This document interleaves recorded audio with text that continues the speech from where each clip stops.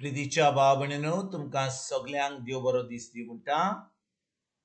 आयज मंगळार आनी आयचें शिवर्तमान जावन आसा माकूचो 7वो विसवोर, वोड 1 ते 13 पर्यंत.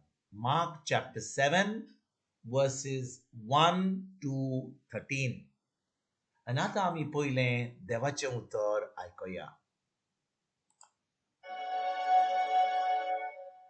फारिजियो आनी कांय धर्मशास्त्री जेरुजाल्याक तावन येवन ताचे सोरशीं एकटवले आनी ताच्या शिसांतले कांय जाण मेळे हातांनी म्हणचे हात धुयनासतना जेवतात म्हूण तांणी पडयले. फारिजियो आनी सगळे जुदेव पुर्विल्ल्याच्या चाली प्रमाणे बोगोर बोगोर हात सामके बरे करून धुल्या शिवाय जेविनात आनी तिट्यार तावन येतोच नाल्या धुल्या शिवाय जेविनात आनी ते सांबाळटात त्यो हेरोय सोबार चाली आसात ते यो पात्रां, कोळशे आनी कणशाचे आयदोणां धुवपा विशीं. म्हणटच फारिजेवांनी आनी धर्मशास्त्रांनी ताचे लागीं विचारले, जाणट्याचे चाली प्रमाणे तुजे शीस कित्याक चलनात, पूण मेळ्या हातांनी कित्याक जेवतात खातात. ताणें परतीपालून तांकां सांगलें, इजायासान तुमा दोंग्या विशीं आदींच सारकें सांगून दवरलां. ही पोरजां ओंटांनी म्हाका वांकाडटा, पूण तांचें काळीज म्हजेसून पयस आसा.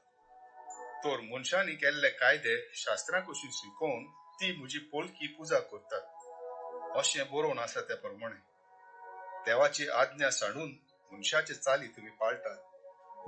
आनी तांकां म्हणलें, आपली चाल सांबाळचे खातीर देवाची आज्ञा कुशीन काडून कितल्या म्हूण हुशार तुमी. तर मोइजेसान सांगलां, तुज्या बापायक आनी आवयक मान दी आनी बापायक व आवयक शिरापता तो मरून वचूं. पूण तुमी सांगतात, म्हजे कडले कितेंय तुका उपकारतो तें हांवें कोर्बान केलें म्हणचे देवाक भेटयलें. ते उपरांत आपल्या बापाय व आवय पासत तुमी ताका कांयच करूंक दिनात. हे भाशेन तुमी दिवून आयला ते शिकवणेंतल्यान देवाचें उतर तुमी निर्फळ करतात आनी असल्यो जायत्यो हेर वस्तू तुमी कोत्तात. प्रितीच्या भाव भयणीनो, आयच्या शिवर्तमानान आमी वाचता की जेजू फारिजियोंक एक खर भाशेन उलयता. आनी कित्याक गाय? आमी कालच्या शिवर्तमानान आयकलां की जेन्ना जेजू शिकोवन दितालो, तिचो लोकांचो जमा जातालो, तिचो 3 भाशेचो लोक आसतालो. एक तर आसतालो शीस आसताले, मागीर फारिजियो आसताले आनी लोक आसतालो. आनी मी पळयलां काल आमी जेन्ना नियाल केला आमी पळयलो लोक कितें करता. तो लोक बिश्टो येता थंयसर आयकता, जेवण फुकट मेळता ताका दिवपाक, कितें कितें थंयसर घडटा तें पळयता. तांकां कसलोच संबंद ना, तांकां कितें देवाचें उतर आयकोन तांच्या मनाची नोरसणी करपाची कांय ना. आनी दुसरें म्हणल्यार फारिजियो आसतात. ते कित्याक येतात? फारिजियो येतात फकत पळोवपाक तो कितें सांगता, तो कितें म्हणटा, तो कितें कोत्ता आनी फकत थंयसर कितें सारकें ना तें पळोवपाक, थंयसर कोणाक बिश्टो प्रश्न विचारपाक, दुसऱ्यांक ताळण्यो घालपाक, थंयसर त्रास करपाक, असलो लोक जो येता जावन आसा फारिजियो. आनी भाव भयणीनो, आयच्या शिवर्तमानान जेजू ह्या फारिजियोंक कडेन उलयता. आनी कितें म्हणटा तांकां? तो म्हणटा तुमी ढोंगी लोक म्हणटा तो. आनी ढोंगी म्हणून तो कोण? ढोंगी कोणाक म्हणटात भाव भयणीनो? जो एक म्हणटा आनी दुसरेंच कोत्ता. जो मनीस एक सांगता आनी आपणाकूच दुसरें कोत्ता. हे जे फारिजियो आसले, हे खरेच ढोंगी आसले. म्हणजे कितें? ते लोकांक सांगताले अहें करात, तहें करात, देवाच्या उतरान अहें सांगना, देवाच्या उतरान अहें सांगना. आनी ताणें कितल्यो थंयसर बरोवन दवरलेल्यो की अहें करूंक जाय, तहें करूंक जाय, हात धुवंक जाय. आनी जे मोइजेच्या कायद्या प्रमाणे बरोवंक नासलें त्या फारिजियोंनी तें बरोवन दवरलें आनी आतां लोकांक त्रास करूंक लागले. लोकांक सांगूंक लागले अहें करूंक जाय, तहें करूंक जाय. आनी लोक नको म्हणून तो आतां तें करचेंच पडटालें. आनी करिना जाल्यार ह्या फारिजियो लोकांक खूब त्रास दिताले. जेजू तांकां पळयता की लोकांक इतले त्रास करता ते पळयतात की लोकांक उतराची सोज म्हणिना ह्या कायद्या प्रमाणे कितें बरयलां मोइसेसाच्या कायद्यान कितें बरयलां ते लोक नको. आनी हे फारिज्यो धोमशास्त्री हे जे लोक आसा धर्माचे हे इतले लोकांक त्रास करतात की जो कोण करिना तांकां खूब शिणकायतात आनी तांकां खास घालतात. आनी भाव भयणीनो जेन्ना जेजू पळयता की हे फारिजो हें करतात ते तो एकदम रागार जाता आनी तांकां खरे भाशेन एकदम खर भाशेन उलयता आनी तांकां सांगता तुमी ढोंगी म्हणटात. म्हणटा तुमी तांकां म्हणटा तुमी तुमच्या फकत तुमी तुमच्या उतरांनी तुमी म्हाका वाखाणटात पूण तुमची काळजां पयस आसात.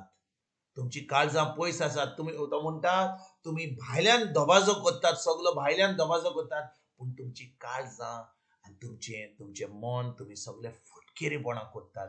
आनी भाव भयणीनो हें कित्याक म्हणटा जेजू? कित्याक देवाक जाय आमचें काळीज, देवाक जाय आमचो आत्मो जो मोगान भरला ताचे कडेन. आनी भाव भयणीनो आयज आमी जेन्ना नव्या कराराची भुरगीं आतां आमी जेजूक आमचो सोमयान देव मानला म्हणून पवित्र आत्मा आमचे भितर येयला आनी पवित्र आत्म्यान आमचे भितर जागो केला. देखून आमचो आत्मो आनी जेजूचो आत्मो एक जाला.